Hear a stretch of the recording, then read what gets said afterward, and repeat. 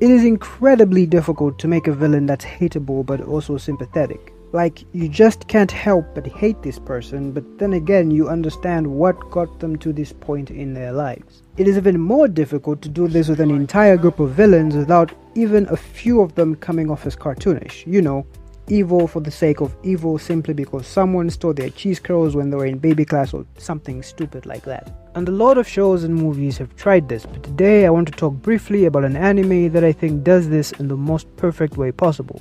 That anime is Hunter x Hunter, and the villains in question are the Phantom Troupe.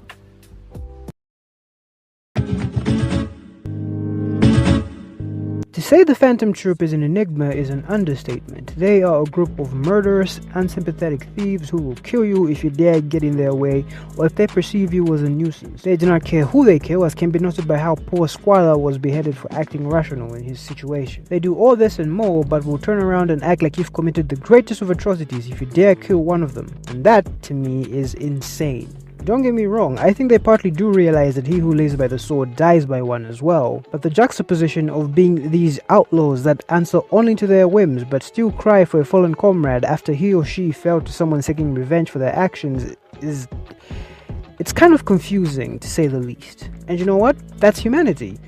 Actions don't need to make sense to be taken, especially when they are being guided by emotion of all things, which is exactly what starts the troupe on this pathway, because the manga has recently shown us that during their childhood, or at least during the time when they were younger, the troupe was actually a performance guild of sorts, hailing from Meteor City, a vowed disaster of a location no one would ever want to grow up in. And it is during this time that we realize that the original version of the troupe actually has an additional member named Sarasa, who was not only killed to send the spider down this road, but was seemingly done so for the sole purpose of basically making a snuff film. Which, if you don't know what that is, good for you I guess.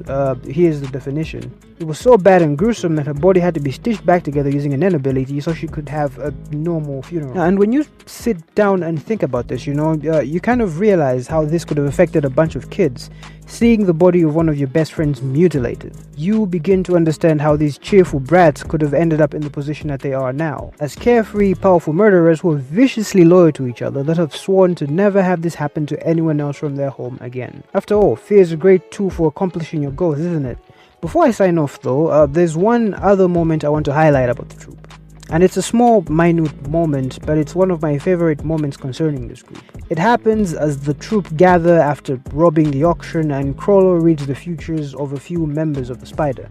And I don't know about the manga, but it's actually very clear to see this moment in the anime. During this whole time, Nobunaga is fighting for the troupe to stay in York New so they can fight the chain user regardless of what happens to the other members, just so he can get revenge for what happened to Uvogin. But the members of the troupe realize that the person hunting them is a survivor of the Kurta clan. You can very clearly see Nobunaga's demeanor change. His facial expression changes and he becomes frighteningly quiet and more agreeable. Like, he realizes that the fate that's found them right now is one of their own creation, and that in acting to protect their home, they inadvertently created a person that's willing to do anything to take half the spider down. And by the way, I have a theory that the people who were slated to die are still going to die in the current manga arc, but that's a video for another day. Anyway, that's that for that. What do you guys think of the Phantom Troupe? Do you have any favorite members of them? Do you like them? Do you think they are overrated? Comment below and tell us how you view them. I really look forward to hearing from you guys. Anyways, I've been Price and see you guys next time, which this time I'll make sure won't be 6 months later. Night. Peace.